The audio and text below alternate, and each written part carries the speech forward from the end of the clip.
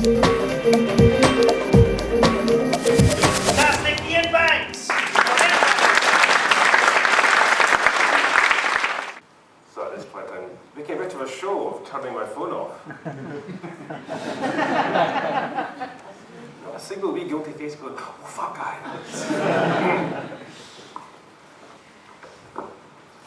Right, hello. Right, I'm going to be basically haranguing you, I think is probably the best term. In theory, I'm sort of here to talk about the new science fiction novel called The Hydrogen Sonata. In practice, very happy to field any and all questions, regardless of genre, whether it's Iain M Banks or just, without the M, whatever. I'm assuming you've all come loaded with fabulous questions, all of which you're primed, ready to ask. Some of which I imagine will be genre-based, some of which might just be in order of appearance, or even alphabetical, I don't know. I do, as I always do at this point in proceedings, have to point out, however, that in the event that no questions are forthcoming, I shall resort to self-questioning mode. It's not pretty, it's not big, it's certainly not clever. But it kind of breaks the ice, as it were. Self-questioning mode would consist, well, the two sort of ones I tend to go for first are what does the M stand for? It's always a favourite. And the other one is, where do you get your ideas from? The where do you get your ideas from one actually comes in different guises. There's almost a class structure. The upper class version, the Donish version, if you like. Not Mafia Dons, obviously, Oxbridge Dons, The Donish version usually comes as, and where do you draw your inspiration from? Because we know that is how they all speak. The middle class version, if you like, is where do you get your ideas from? And the Ned or Chav version is, what are you on, by the way? Kind of almost the same thing. In the past, I have flippantly said to the question, where do you get your ideas from? A wee man in Achtermachty. Or occasionally, Class A drugs. Thank you for asking me. Both, obviously, I say correctly flippant and not actually true. There is actually a sort of a real answer to that, but it's quite complicated. It takes a while. But it's there in reserve. Okay, just in case, don't think of anything at all. Yes, as Russell was saying, I was actually asked the best. Right, for years now, I've been doing this for, getting on for 30 years. I've been asked the question on occasion, what's the weirdest question you ever got asked? And before April this year, the best reply I could come up with was a not very good one, but it's about, again, it was either Oxford or Cambridge, and it was one of the homes of Desperately Bright anyway, and it was at the Literary Festival or the Literary Society or whatever, and there was these two sort of wee students, and some, no, you ask him, what's your favourite spoon? It's now become a sort of private eye joke, like, what do you have in your fridge, that kind of thing. Private eye doing a version of that. And it wasn't that good, it was kind of a deliberately, wacky sort of thing to ask visiting writers. And we'd probably ask other writers, other speakers, or whatever.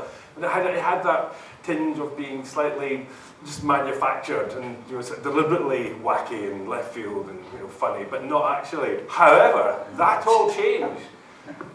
April this year, I was at Steps Theatre, and a chap, funny enough, sitting on the steps rather than, there's still a few, empty chairs, we were sitting on the steps, and I up went the hand and went, yes sir, it is. Have you, or any of your characters, ever been turned into novelty soap dispensers for the masses?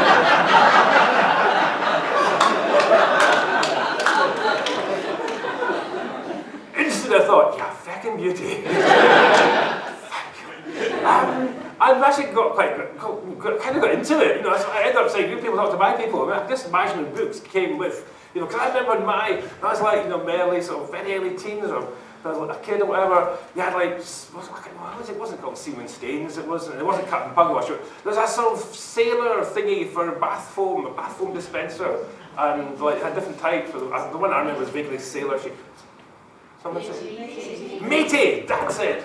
Matey, right? And that's at one point, I thought, that's very nice, we'll have some of that. So I just kind of chimed, it rang a bell. I just imagine you'd have like a wasp-shaped one on the cover of the Wasp Factory, for it'd be a bit of a sting. So anyway, yes, thank you, yeah. So anyway, we decided we couldn't actually do it, but I thought, what a cracking question. So, I'm sorry, I'm kind of intimidating you now, because I'm bet you're all saying, I can't think of a question remotely as funny or witty as that one, or at least fucking as that. However, don't let that stop you. So if anyone wants to ask a question, please do.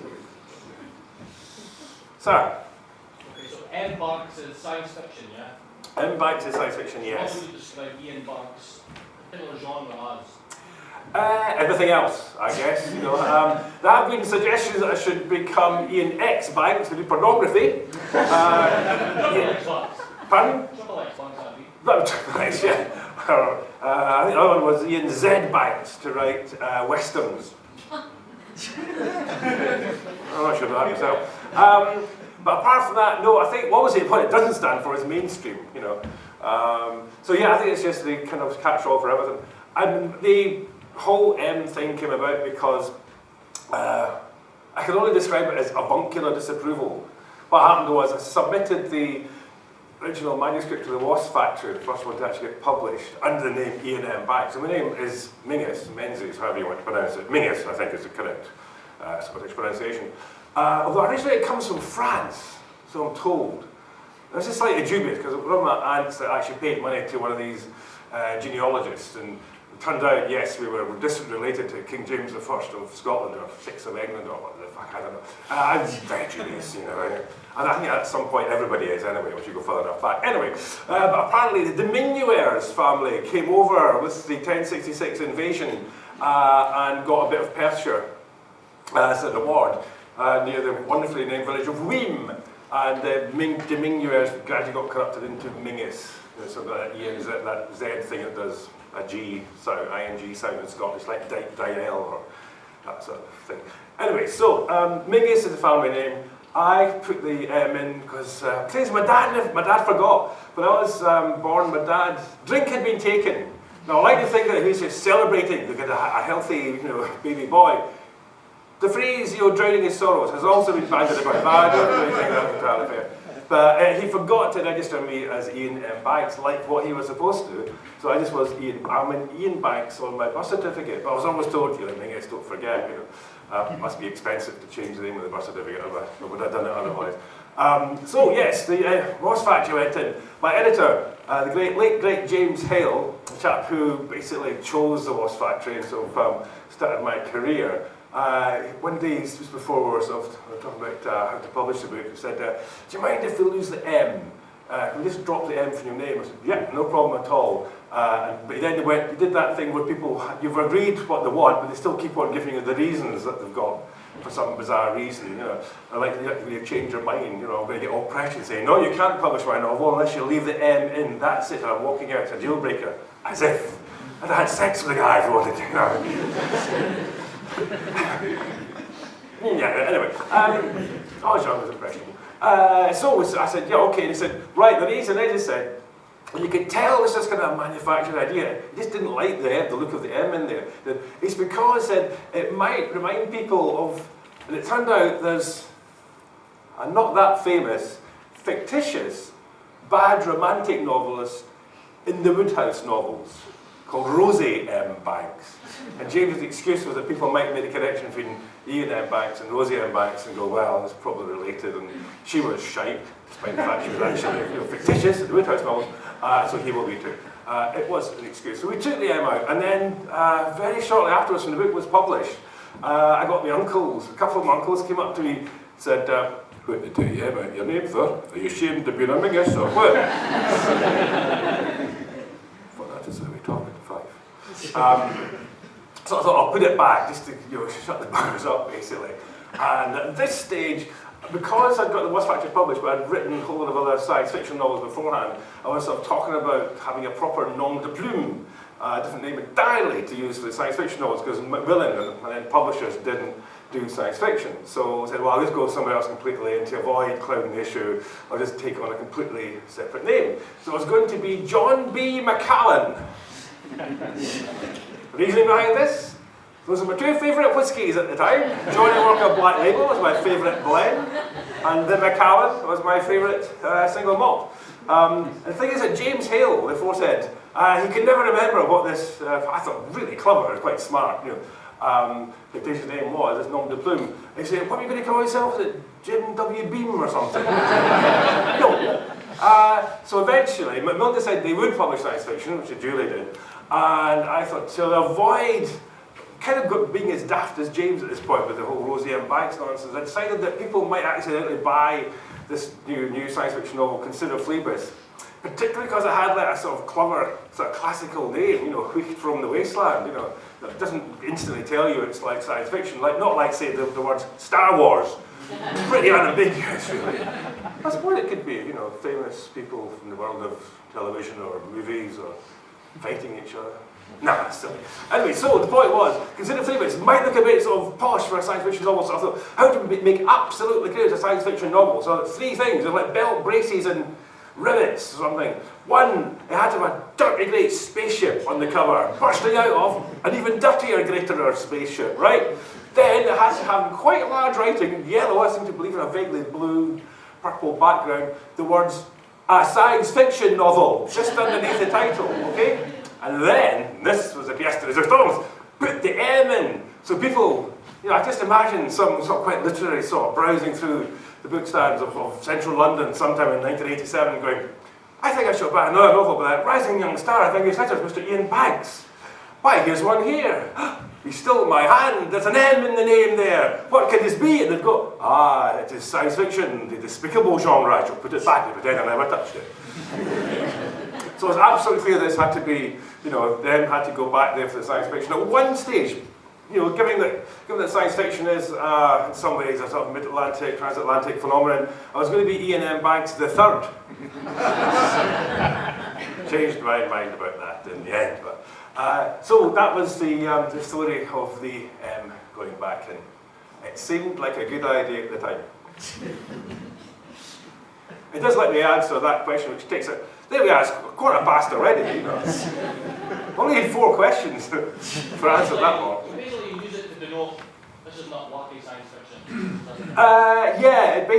It's just like this is the vanilla version, rather than more exotic book blend of bizarre physics and strange names. It is my science fiction, yes.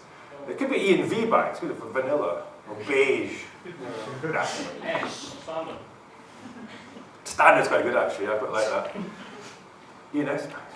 Yes, sir. The minds are a constant feature in all the culture novels, and we love them because they're idiosyncratic, unpredictable, independently minded. Are there any real people that have been used as a template for those sort of characters that occupy the mind? Any real people have been used as characters for the minds? Good God, no. Not that I can think of. It's a really hard thing to really do it properly. The other thing I try to do when I'm writing from the mind's point of view is try to make sure I get the grammar and stuff right. Because they're supposed to be incredibly clever, so they probably wouldn't make stupid grammatical mistakes like what I might make. And get spelling right. It's really good. I can blame that to the publishers and the printers, but still. So that's and I try to get the sentence structure sort of spot on, and but at the same time I'm trying to make them sound quite sort of chatty, depending on the kind of communication that they're actually using. But in terms of actual an individual person or character, no, it almost really wouldn't occur to me. And I don't really base any of my human characters on human characters for that matter, So I try to make people up as much as I can, just from scratch, as it were.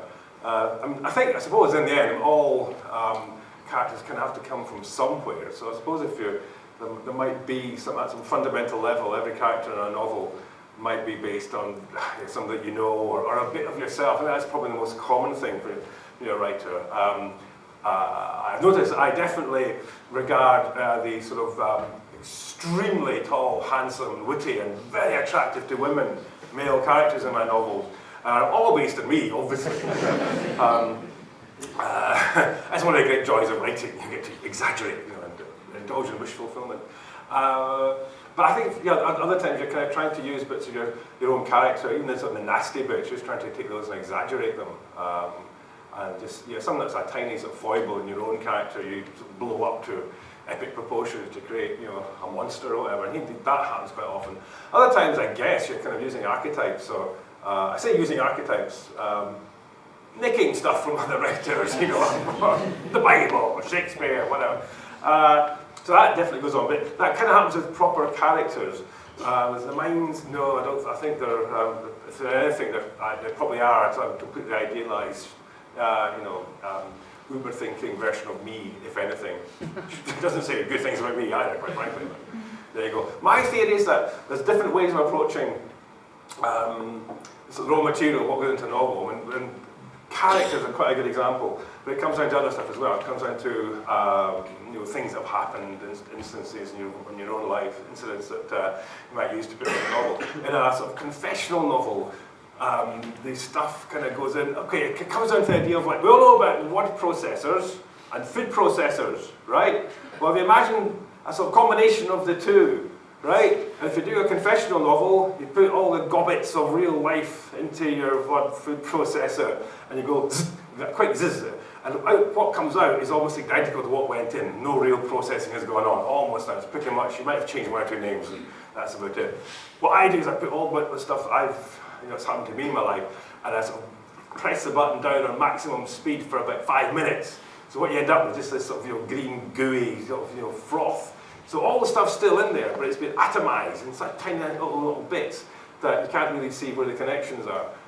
So it's still, in a sense, real life based, but you'd be hard pressed to actually spot the similarities. That makes sense? I'm not sure myself, frankly. But yes? Do you have a favourite science fiction programme? Do I have a favourite science fiction programme? Probably still Red Dwarf in a bizarre kind of way. I'm always watching one. Come to bed late at night. My girlfriend was sitting watching. I think it's one. I missed the start, but I'm pretty sure it's called Back to Reality. And it's the one that's got Timothy Spall in it, going, "It was blatant." You know, you had to be there. And it's really clever. The thing is, I just watched. We had some friends staying, and we had a DVD we hadn't watched. It was Inland Empire, David Lynch film. And we watched 2 hours of this bollocks. It was just awful. I really didn't like it. Oh, there's being linked with some brilliant images, but it didn't hang together. It wasn't remotely as clever as I thought it was. And then I saw like the last 20, 25 minutes of this Red Dwarf episode from, I think it was series 5 or something like that.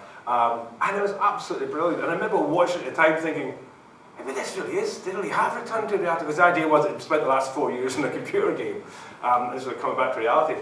And you thought, it really is. And at the end, it turned out it wasn't. It was all about the despair squid, and they were all about to kill themselves and so on. It was so much better than David Lynch and his wacky fucking film, quite frankly. I managed to miss the first episode, which I'm told was rubbish. And I've seen the other 3 so far, which are actually not too bad. But I mean, I'm a fan anyway, I think. I was told the first one was terrible. But I have watched most of the stuff. I mean, we don't have Sky for political reasons at home. But most of the other stuff that's come on, yes, you know, Star Trek and Battlestar Galactica was great until the end, and it fell apart. You know, the whole thing was just rubbish at the end. I'm very hard to please, as you might be able to tell. I can remember Blake 7.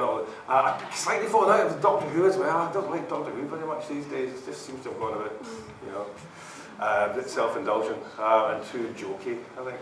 And also, you just can't get the jeopardy, really, in there particularly. Not when you've got a character, even if you kill him off, you can still bring him back again. It's like James Bond, you know there's nothing really bad's going to happen. So yeah, in general, just watch more or less anything, big science fictional that comes on, including, oh god, what's the, oh yeah, Firefly, it was good. Firefly? Never saw that, but it was good. Heard it with them too, and Big Bang Theory. Oh right, yeah, big fan of that as well. Was it called Firefly? Was that the yeah, Serenity was the name of the film. Yeah, that's right. Yeah, that's good. Yeah, and still a bit of a sucker for Star Wars as well. First 3, obviously not, but that's not television, but you know what I mean. Yeah, so that'd probably be it. Probably Red Dwarf just for longevity and nothing else. It's although it's had its longer or its bits, but it's just not that good. Yeah, I still think it's been consistently, well, pretty consistently fabulous over the years. Yes, ma'am. One of the things I really like about your books is you write female characters very well. For a male, for a man, to write female characters that well, I just wonder what you tap into to do that. You know, how the choices you make about who the lead characters are in your book are very egalitarian. You know, across all the different books, there's a lot of good, strong females. Good, that is the idea. I think I'm tapping into my female side. Whereas with the action sequences, sometimes it's more my homicide, actually. I don't know, I mean, I'm a kind of standard, 58-year-old heterosexual Scotsman, so I come with certain baggage and that kind of stuff. But on the other hand, I was raised by a good, kind, lovely couple, and my dad was a proper gentleman, a good guy. He was a brilliant, a great figure in my life. He was an exemplar. I think that made a difference. I like women. In a lot of ways, I prefer women to men. Not just sexually. Any heterosexual does that. That's kind of not the point. But I like women and all that stuff. And I don't know if I actually have a particularly female side, but I honestly don't know what I don't know what the hell I tap into in that sense. I'm not sure I do. I think I just write characters. Some which happen to be female, some happen to be male. I don't know what was really going on there. The only thing I have noticed is that the drones in the culture novels do seem to be quite camp. They seem to be. I noticed that the dwellers in the non-culture novel, the Algebraes, they were quite camp as well. So maybe I've got a gay side that I'm sort of distantly in touch with via. I have no idea, really. But yeah, well, I'm very pleased. Thank you very much. I haven't got a really smart art reply about that, apart from the homicide bit, which I just made up. But thank you. I really can't answer it properly since I have no idea. It's one of those big things where you're happy you got away with it, as it were, but you couldn't actually define how it was done. So, thank you. Yes, sir. Going back to the drones and the mines, do you ever foresee a scenario on Earth where humans create sentient electronic intelligence, and the question arises as to whether you should afford some degree of rights to an artificial intelligence? Do you foresee a time when we're going to create AIs or something like that? Yeah, I mean, there is this nagging thing about it's always 10 or 20 years ahead and never seems to get any closer, but yeah, I suspect. I mean, I don't see, there's no intrinsic reason why not. I mean, in the end, we are just matter, and I think we're mostly in agreement that we are conscious, we are fully conscious, and intelligent, sentient beings. Well, all we are is matter. We start from a single tiny little egg, in the mother, and a single bit of sperm from the father. The actual information bit inside that is even tinier. And from that, in 9 months, and then once you're out in the world, all you're really doing is adding matter in the shape of food, fluids, whatever. And that eventually goes to produce this thing, the thinking part of ourselves.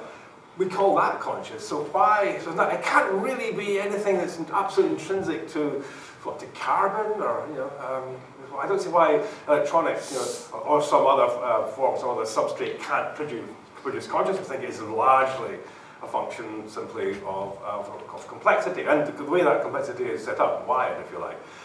So intrinsically, yes, I think that barring unforeseen accidents or self-destruction or something, or a gamma ray burst in the neighbourhood, yes, we definitely will, and yes, we bloody ought to ascribe rights to them.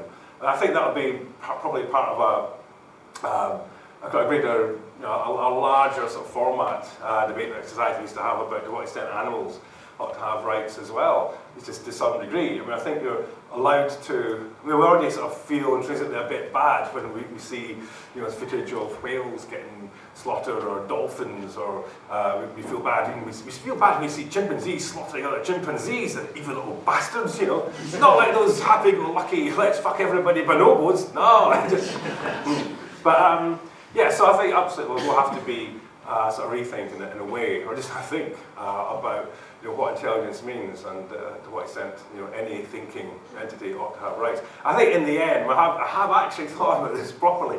I think it largely comes down to the ability to suffer.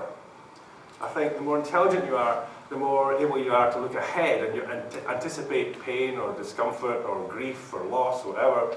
And I think to the extent I think can suffer, to that extent it is intelligent, it is worthy of being ascribed rights. I think if you're too sort of dumb to be able to even have the idea of suffering, then you don't need to be worried about it too much. You still might not want to completely exploit or do something really horrible with something that didn't get to that threshold. You still ought to some degree treat that thing with some respect just for being alive. But it's the whole thing about suffering. I think that is kind of intrinsic to considerable amounts of intelligence. So yeah, I think we kind of have to, frankly. Of course, for all we know, the internet is already aware and alive and entirely conscious, and obsessed with sex, annoyingly. There you go. I want to increase my penis size. I haven't got a penis. That could sound bad, taken out of context, couldn't it? No, right. So yes, when it's going to happen, I have no flipping idea. I say it might have happened, already or whatever. But, Do you fear it? Do ferrets? Do you fear it? Oh, do I fear it? Sorry. Yeah, mad intelligent ferrets, man, up your trouser leg. They don't have a penis. Sorry. So do I fear it? Not particularly. I think, but obviously, there's this scenario that they create an artificial intelligence, and was it there's various science fiction cliches. Is there a god? Now there is. And also the whole sort of, and now die puny human. All seems to involve maniacal laughter. Given what we actually do to ourselves, and other species and the rest of the planet and so on, it can't get much worse than we are. And you imagine if it's done deliberately, assuming it is done within the confines of a research lab or university, whatever, that if it's done, yes, deliberately, then it will be to some degree constrained, and it won't be able to, it won't just automatically give it access to nuclear weapons or something like that. Obviously, the worry is it would somehow be able to do that. The worst idea I ever heard about that was, I'm not even sure to what extent this happened, but there was a certain proposal for, and I think the US aircraft carrier concern was going to be called the George W. Bush. It was going to be run by a computer operating system called Windows for War. Oh fuck! Be worried, Oh, God. Although again, though, given the incompetence that humans are able to display when it comes to weapons and targeting the wrong people or your own people, whatever, how much worse could it be? So no, I don't particularly fear it, but it will bear some watching, I suppose, if and when we actually get around to it.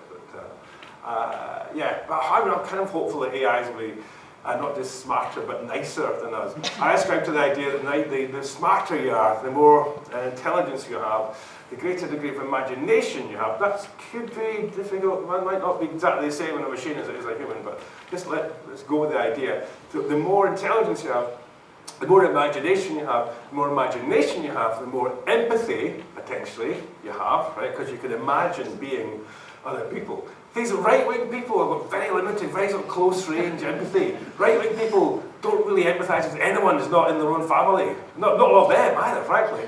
Or not in the same golf club or whatever. Whereas nice liberal people can empathise quite happily with people on the other side of the world who are a different gender from what they happen to be themselves, and different colour, and everything, and different religion, or how they have religion, or don't have religion, whatever. We can, I say we, obviously, I am one. We can empathise properly with people who just happen to be, human, and even as I was, kind of indicating earlier, things that aren't human, like dolphins and whales and chimpanzees and so on. So I kind of go with the idea that intelligence, because obviously I think of myself as incredibly intelligent. Intelligence, imagination, empathy, it's a good thing, and it is a proper link, honest.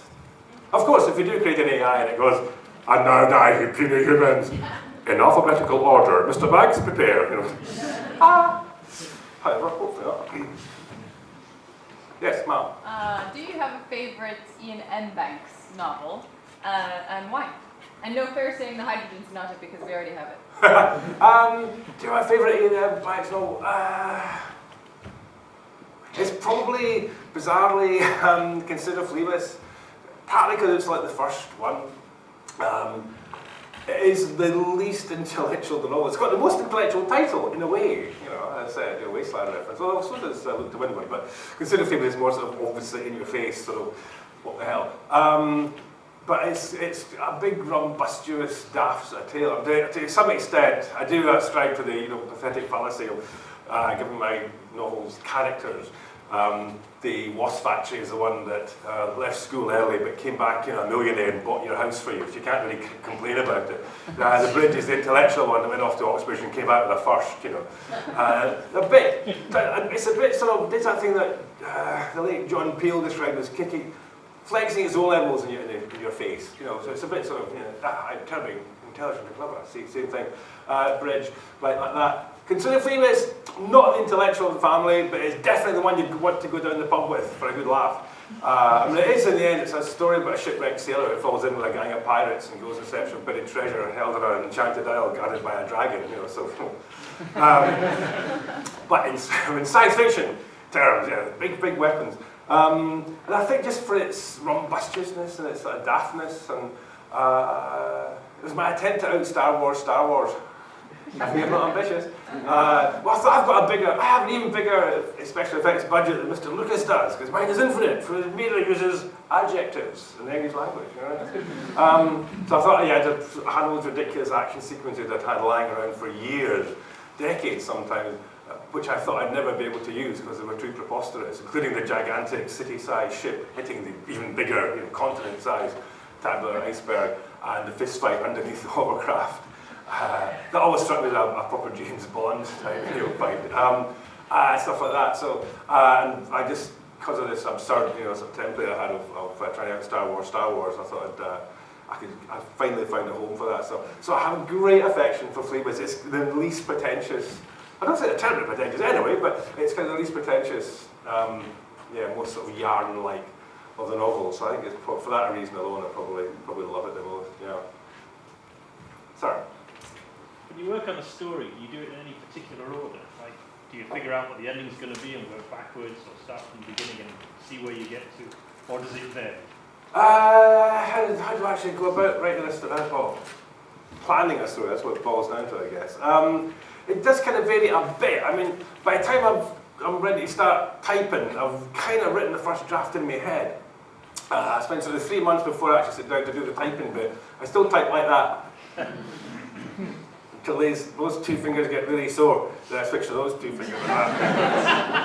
If those get sore, I don't know what I'm going to do. The 3 months before the actual typing bit is the bit where it all really has to come together. That's the bit you can't really sort of fake. Once you've got the book there, the typing bit is relatively easy. It's putting it all together with the 3 months beforehand, it's the hard bit. And I do like to have the ending pretty much in mind. At one stage, I had a sort of fetish almost. I like to have the last line ready in my head before I even started the novel. I always knew that the very last line of the bridge was going to be, oh yeah, question mark. And that's kind of, gone now. But and nowadays I'm not quite as sort of strict as I used to. I used to have the whole thing very strictly, defined and planned. Nowadays it sort of flukes a bit as it gets towards the top of the tree, so that it can go in slightly different directions. But again, I still like to know where I'm going most of the time. And this is largely, a reaction to the one time I tried not planning a novel way back in 1975, I think it was. I wrote a novel called TTR, enormously long. I'd written about 1 million words before I got the Wasp Factory published. Most of them rubbish, frankly. But I'd written this thing called TTR. It was about 400,000 words, 420,000 words, twice as long as the longest novel I've ever had published. It had 6 sets of major characters, which might have been, an indicator it was going to go on for quite a while. And I started and just thought, we'll see where it goes. And it just went on forever. I got to 250,000 words and sort of tried to, finish it. I came up with a plan. I was supposed to, get it, hornswoggled to the ground and hog-tied, or whatever the appropriate metaphor might be, by 300,000. That came and went, 350,000, 400,000. I mean, it took a long, long time finally to kill it off, as it were. And I swore never again to start a novel without knowing, pretty much where it was going. So, it has to be planned. But as a general rule, in a sense, you still start with that idea of you have a kernel that's at the beginning, and then you sort of follow that through. But it's just that rather than sort of write yourself into corners or paint yourself into corners, whatever, you're sort of doing all that stuff virtually in the noddle, as it were. So by the time, and this is all getting noted down, of course, but by the time you start writing the novel itself, it's pretty much it's all there. And sometimes I'll have a thing I'm trying to get to, like for the end of Surface Detail, I knew I always wanted the big sort of fiery ending in the ship maze thing, the sort of miniature battleship maze in the mansion grounds. I knew I was always going there. But that's relatively unusual. Quite often it's a bit more fluid these days. Other novel writing techniques are available. Yes, ma'am. How long does it take you to actually write a single novel, and has it Oh, got easier for you over the years? Has it got easier? I think it's got slightly easier in a way. That's just experience, I suppose. Just getting practice is everything. The whole process takes a year, but to the untutored eye, it looks like I'm doing nothing for about 9 months of the year. That's completely wrong, of course. I'm only actually doing nothing for about 6 months of the year. Even then, that's not true. Once I sort of finished I usually write in sort of January, February, March. This is because I live in Scotland and I love hill walking and I'm a very, very good employer. I'm self-employed. If I want a day off, I always give myself the day off. I look out my study window, it's a beautiful, clear day. I'll be up there, locals, before you can say, where's Iain gone? Now, obviously in January, February, March, there aren't that many great days. Usually I look outside my study window, there's a tree getting flown past. So that means that I've got that time to set aside to write, and I usually can write an entire novel in those 2 or at the most 3 months. If I lived in Southern California, I'm lucky to finish a haiku per year, trust me. So then I spent about 3 months lying fallow, my set-aside period, if you will, doing as little as possible. There is still a little bit, there's a few dregs, little bits and pieces still have to be done to the just finished novel, sort of a bit of to and fro with the publisher, and some other, setting thoughts and so on, but mostly nothing. And then 3 months thinking about the next novel. Again, to the unaided eye, this looks like utter, indolence. But I'm thinking about thinking, so. And then the following 3 months, that's when I'm actually thinking about the next novel and properly planning it. And then that starts the next cycle of another 3 months. I probably could write slightly quicker if I really forced myself to, but I don't want to. I was slowing down at one point. I went down to a book every 18 months. But as soon as I started doing that, I strayed. It was almost like having an affair. And drink was involved, as it often is. Another publisher came along and said, would you like to write a book about whiskey? I thought about it for several nanoseconds and said, yes, I would. I'd say a book every 18 months was just too little. So I'm doing a book a year again now. That's my writing schedule. Again, other writing techniques are available. A lot of people really do seem to need to feel properly inspired and wait for the muse to visit them. So I don't. I've got lots of ideas and I enjoy writing. It's fun, and I'm quite good at it. I get stuck into it, and I've never really suffered from writer's block. I've actually been a bit cruel, because I have a couple of times I said, yes, I've suffered from writer's block. Once for an entire morning, and a second time for half a day, Which is a bit, because it is a genuine phenomenon. People really do suffer from it, so one shouldn't be too flippant about it. But I'm just lucky that I just enjoy it and I'm able to get on with it. So that's why that works for me. I can quite understand why other writers have to, probably wait until they feel genuinely inspired and then transported with the whole process, but not me. Yes, sir? Has Hollywood ever come knocking on the door? Hollywood ever come knocking? Not really. It sort of did. Well, the big film did once. There has been one film made of Complicity, but not yet noticed. It was released on about 3.5 screens in Falkirk, I think. I didn't know this. Apparently, there's an absolute minimum, a legal minimum of screens you have to release a film onto before you can go to the television companies and say, yes, I had a full theatrical release. But they just achieved it, that was kind of it. Wasn't totally brilliant, has to be said. The best criticism, or most cogent criticism I heard of it, was actually just a guy I happened to know in North Queensferry, in the village, and this chap I used to bump into on occasion going for the paper every morning. And I said, my mini girlfriend went and saw it. I saw it in Falkirk. Well, it would be, yeah. Said, it's okay, but a bit like a long episode of Taggart. However, we did actually have, there's a chap called Alexei Lloyd. Guess what country he was from? France. There he was one of the most French-sounding people I've ever heard. A name like Alexei Lloyd.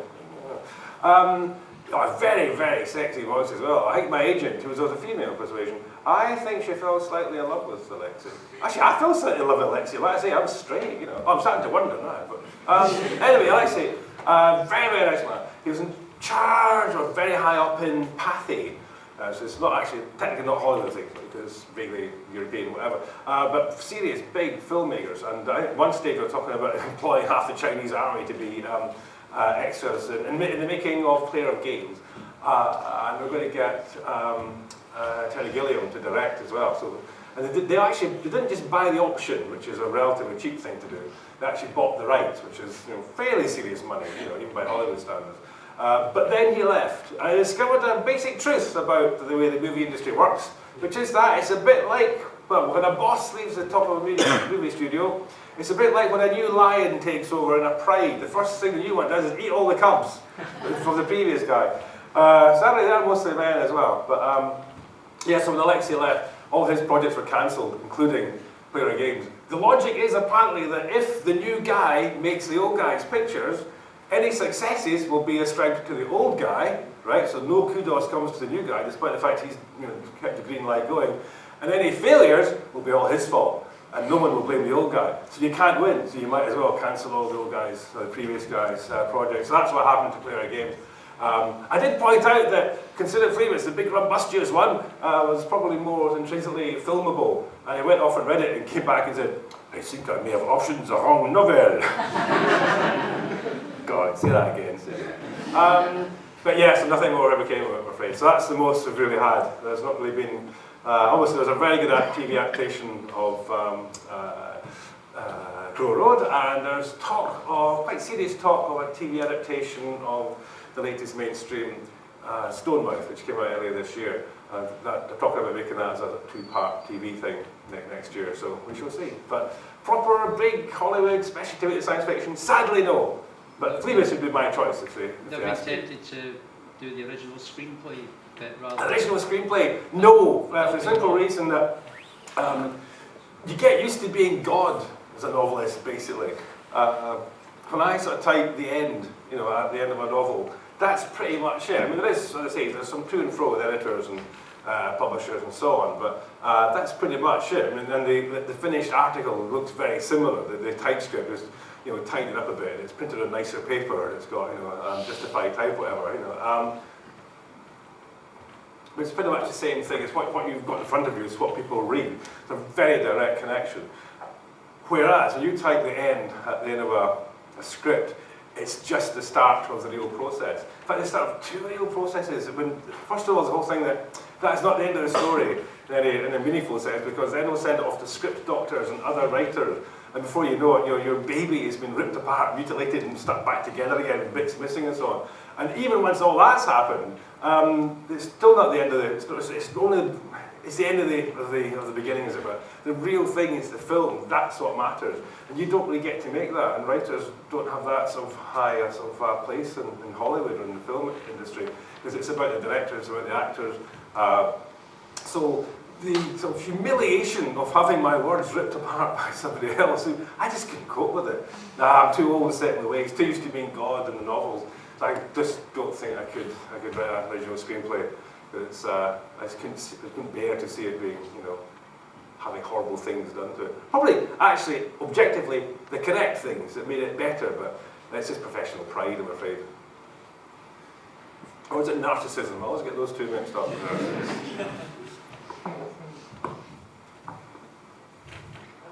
Yes, ma'am, yes? Ship names. Ship names. What about ship names? Because they're hilarious. Ship names in the culture novels, they're a great laugh for me. I don't know if I hope other people find it mild music. And a lot of them come from, well, sometimes they're just found. Those little things and little sort of cruciform sort of things on the outside of like the lunar excursion model going back to the Apollo days, literally about that size, you know. I discovered they were called attitude adjusters. I thought, I'm having that as a ship or a warship name. Frank exchange of views, that always seemed like a good warship name as well. And there's other ones that kind of replies to sort of cliches or things that people that I don't necessarily respect that much say, like, you know that thing about, who's counting, you know. It's often said by the same sort of military people who say things like, let's kill them all, let God sort it out, you know. I did think my ship just called fuck you. But I thought, me, I'm counting. That was a good ship name. It's like the culture come on and say, yeah, you're not alone, and you are being watched. So there's often that kind of, it's me sort of going into, again, some slightly godlike culture mode. I mean, what would they think if they found like a bunch like us, you know, how would they react? And it's the attitude that genuinely, you know, morally superior, not just technically superior, but morally superior civilization would, how they'd feel about us or something like us, you know, worse than us or whatever. A lot of the phraseology just comes from, you know, what would they think about us. There's one in this book, there's a ship called Outstanding Contribution to the Historical Process, which is a sort of disguised insult, you know, it's like that. There's another one called Just the Washing Instruction Chip in Life's Rich Tapestry. Things don't have washing instruction chips yet, but they probably will, you know. They've still got labels, apparently. So I don't know. I mean, a lot of time, I just hear stuff. A lot of time it's and I've got lots of them as well. It's about 2,500 ship names. You know, having said that, they're not always good as the ones that have been used. Not always the same quality, because I do tend to, you know, cherry pick the best ones. What I think are the best ones anyway. But it's quite a long document on the computer back home of, you know, ship names. You know, I can be a terrible nerd, you know, awful geek. So they're all carefully arranged and alphabetical and stuff. So on that then, are you, in terms of the role building in your culture moments, are you working into some kind of massive internal plan of the history of the culture and the culture's universe, or are you just sort of inventing details, novels? Am I making it up as I go along, or am I actually dead clever? I've got a master plan. Sadly, kind of making up as I go along. There's no sort of overall a strategic plan behind. If you take the culture books and all those being the tactics as well, the skirmishes, whatever. There's no overall sort of thing. And part of the idea behind the culture is that it will just kind of keep on going. There's not going to be a big sort of ending to it as such. I mean, it's still part of the historical process, and it will eventually disappear. But it has, you know, it's got a strategy for that happening. It's fine with that. But it's just individual instances of stuff happening in the course. So that's what the novels represent, and that is kind of the point. Is that there's nothing ever that important that's going to happen within the culture itself that's going to be so novel-worthy, as it were, that this brings the whole thing to a conclusion. That's just not what it's about. The whole point of the culture just bloody keeps on going. It's determined to, you know, try and do good as it sees it, and it's not going to sublime. That's the whole point. That's kind of what this new book's about. It's I mentioned this thing called subliming. All I really wanted was a way out for very sophisticated civilizations, so they didn't have to become those slightly sort of Ponce elder races, capital E, capital R, you know, which are a big thing in science fiction, which I've certainly used as well. So that should be another way out, besides becoming a sort of, you know, classic sort of Star Trek cliche of wandering around pontificating in long grey robes, you know, and sort of other bucolic circumstances. Boring buildings as well. I thought this thing about subliming, of going up to some other plane of existence, non-matter based, whatever. I thought that sounds good. We'll go with that. And then I was I've been picked up on it since. And for a long time, I got away with just waving my arms and saying, anyway, and other stuff. Look at that, what they're doing. Funny shaped names, stuff like that. It stopped working. I thought I really ought to really think about it properly. And I think things I thought, where the hell do they go? I mean, what actually happens? And that, at some point, I was reading about, probably New Scientist or whatever, about brain theory or about superstring theory and all the little folded up dimensions. I thought, aha, that's where the blighters go. So, so in this, there's other dimensions beyond, you know, the four, as it were, you know, of the three that we generally have, and time. That's where, in these sort of tiny wee tucked away is referred to in the novel. That's where the subliming stuff happened. My good pal Ken MacLeod did question whether this was properly compatible with the completely dingbat cosmology that lies behind the culture novels of rather than us living in this single hypersphere, you know, expanding universe. In the culture, like there's smaller ones inside and there's bigger ones outside. You know, so if you take a section across reality, the way we think of it at the moment, it would just be like a circle, basically, in the hypersphere or a hypercircle. That's a sphere. Anyway, you know what I mean. Whereas in the culture, it looks like an onion. There's lots of skins, and right down at the bottom, there's still a big bang happening every few seconds. I did work it out. But yeah, and the energy grid in between the universes are there, a sort of shock absorber. And MacLeod said, is that really compatible with the whole thing about there being the tiny wee tucked away thing of the subliming? And I had to start waving my arms again to distract him. So I answered, I'm not really sure. Hey, that's complete bollocks anyway, but you know. So yeah, does that answer your question? Yeah. That's about it really. I mean, the thing is, I suppose the point is that, yeah, there's no plan because a lot of the time I'm sort of reacting to stuff I've done in earlier novels, and that's a good example of it. I thought I really ought to try to explain what the hell subliming is. So this new novel, Haydn Sonata, is an attempt to sort of try and, you know, tackle that and bring it sort of you know, front of stage. But it's only because I've mentioned it in an earlier novel I had to do that in the first place. So it's a kind of continuing process. The novels are starting to seed. It's like universes. They're sort of seeding little bubble universes. No, honest, trust me there.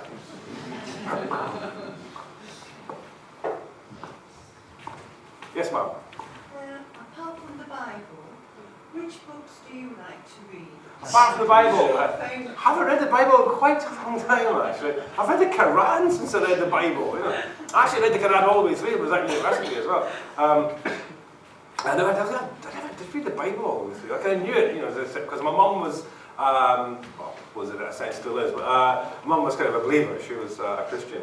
My dad was an atheist, like his dad before him, so I'm sort of third in the line of atheists. Apart from the Bible, Shakespeare, obviously. Oh, lots. I mean, like most, you know, writers, I was just a voracious reader, and a kind of an undiscriminating reader as well when I was a kid. I just read everything I could get my hands on.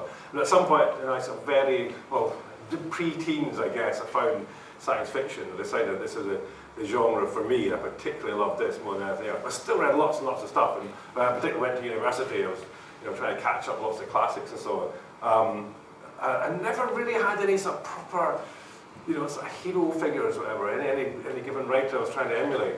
And I remember making a point of, because I kind of knew the writers that I ought to be talking about, and some of them I did like Kafka, or Alan Rob Gray or something like that. But the writers that I most respected for a long time, my favourite dead writers, apart from Shakespeare, you have to sort of leave out something. My favourite dead writers were like Jane Austen and Tolstoy, and my favourite living writers were Graham Greene and Saul Bellow. And then Greene and Bellow had the temerity to die then. I'm thinking bastard. So, I mean, yeah, so, but I mean, I try to think of writers that I've really been impressed with recently. Alan Warner, I love Alan Warner's stuff, Phyllis Scott. And particularly for Cloud Atlas, David Mitchell. I thought Cloud Atlas was stunning, just an amazing piece of work. And there's quite a lot of films, lots and lots of science fiction. From the old days, I always like Aldous of the old guard. And Aldous kind of, you know, bridged. He was sort of there with Asimov and Heinlein, but, you know, part of the new wave as well. And John Sladek, love John Sladek. Still love Mike Harrison, M. John Harrison, who has now just completed a science fiction trilogy.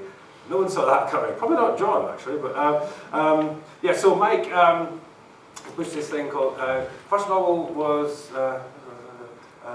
Light, just called Light. Then came Nova Swing, and just recently has been Empty Space. Completely brilliant. He does do that thing. It's one of the few writers that I'll kind of, in my head, let him get away with it. He does that thing where he resists closure. When most writers say they're resisting closure, what they're really saying is, I couldn't think of a good ending. But with Mike, he is smart enough.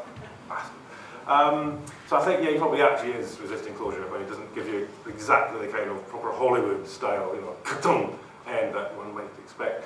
And Dan Simmons, I've been very impressed with Dan Simmons over the years, particularly for Hyperion, I just thought was stunning, possibly the best work of science fiction ever.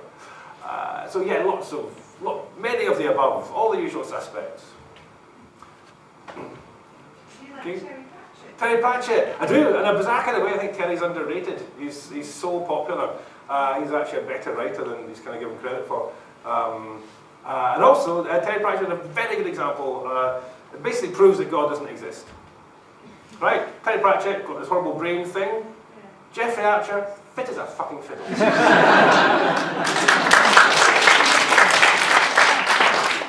Either there is no God, or there is, but he, she, or it has got no literary taste whatsoever. Yes, sir? Can you tell us how and why you came up with the culture in the first place? Why did I come up with the culture in the first place? I'd read lots and lots of aforesaid science fiction, and a lot of it I thought wasn't quite good enough. I had the kind of wisdom you only have when you're 16, frankly. I'm hoping to reclaim it in my later dotage, but so far no sign. And I thought I loved a lot of the way the sort of English, British science fiction was written, the use of words and so on, very, very good. The sheer fucking miserableism of so much of it, very, very, very bad. I hated it all. Obviously read George Orwell. Yeah, I read far too much George Orwell, basically. Read 1984, so I can do that. And then did, but not as well. American stuff, not so well written. Economics, the one science that never seemed to develop any further than Eisenhower's America. You know, it's like capitalism, on to the stars. Every other science, lots of development, obviously.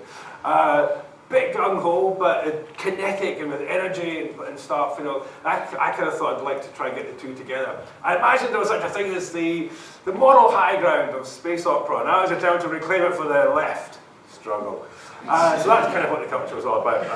Just a way of me trying. It was wish fulfillment again. It was just me thinking about what would be a really cool place to live, and a kind of deliberate revisiting of the idea of what the future would be like. This idea to be grim and horrible, and that there's been so many dystopias. It's kind of the very crowded market, the dystopia market. You're never going to make a splash in there. Utopias, empty field, there's hardly any. So that's right, going, matey boy. So largely that, I'm just thinking that the future could be immense fun, you know. And yes, the AIs wouldn't. Now I, but puny human, they'd be, hello, how can we help you? Let's go and have fun together, you know. I should not put it like that, it's highly unlikely. But anyway, and they wouldn't just have numbers and have very long complicated names and all that stuff. And drug glands, haha, no matter like that.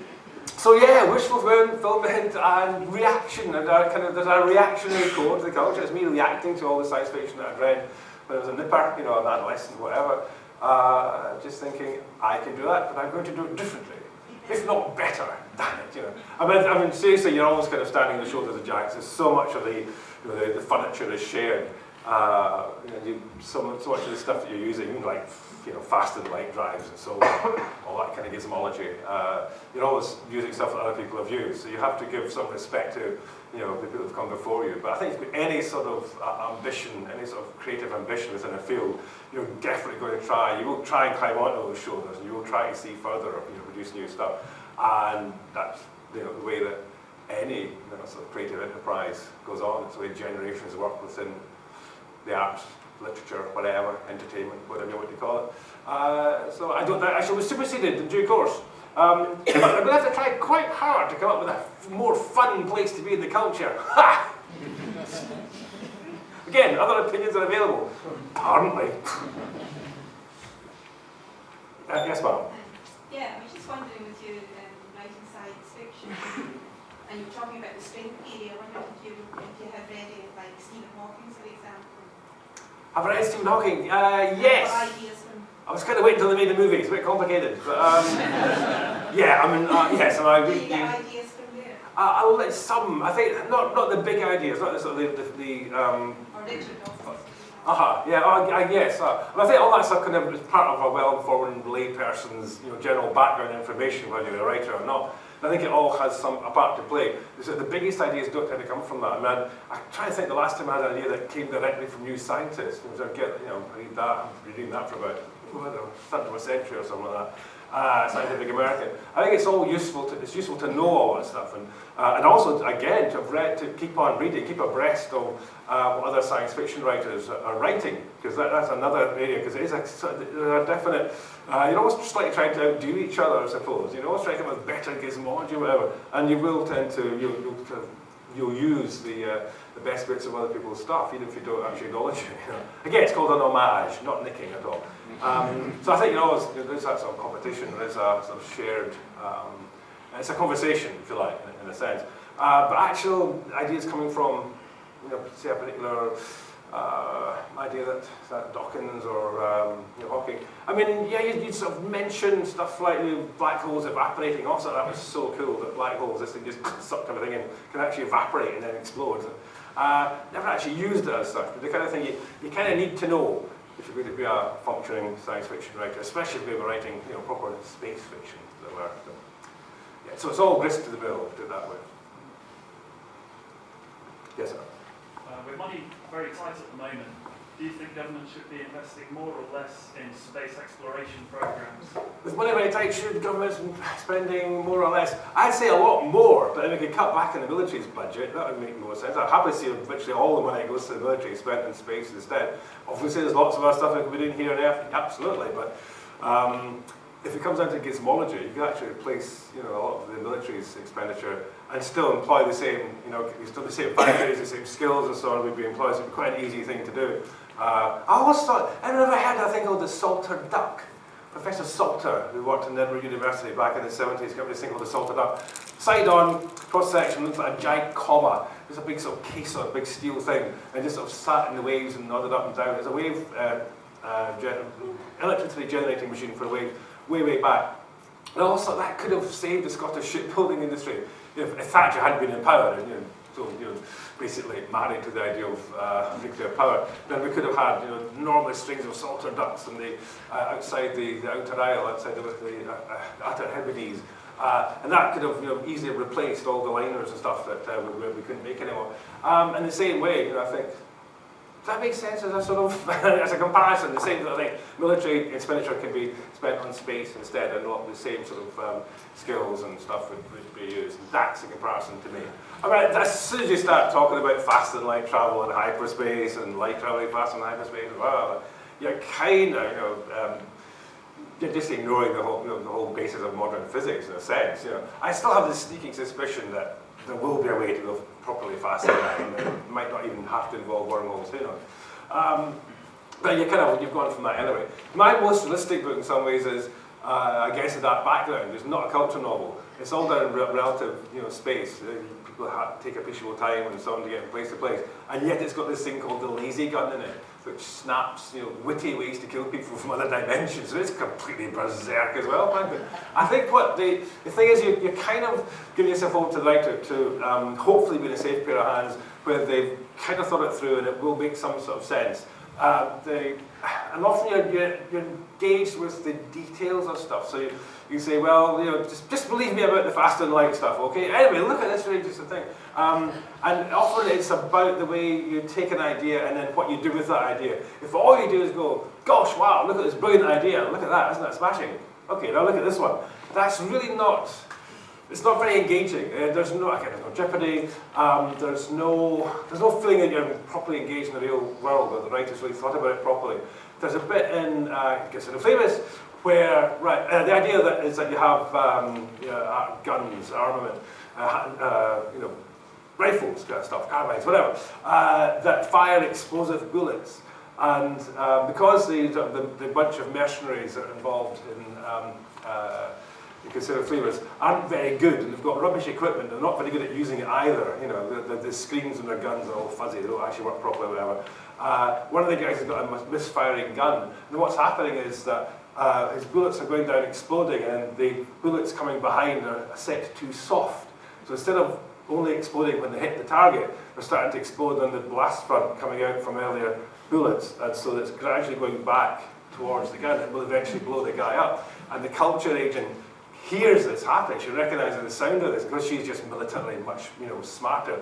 She tries to warn him in time, doesn't, and the guy gets blown up and eventually dies. And that's completely made up nonsense, but it sounds plausible. It's got that thing that it's not enough to think of a groovy, sort of bit of kit. You think the first thing you have to do is think, how could we fuck that up? How could that go wrong? And that was me sort of thinking, how could it go wrong? And that's the kind of detail that makes it plausible. It's particularly in the sense of, as to this idea that they're a slightly hapless bunch of mercenaries and not very good at it. So it gives you that feeling of realism, and that's where the realism comes from, not from the faster than light drives, which, as I say, might not actually be plausible. Anyway, we'll see. Right, I think that's probably us. I believe I go out there and sign books now. If anyone wants any books signed or scrawled upon, I'd be very happy to oblige. In the meantime, thank you very much for listening. Thank you.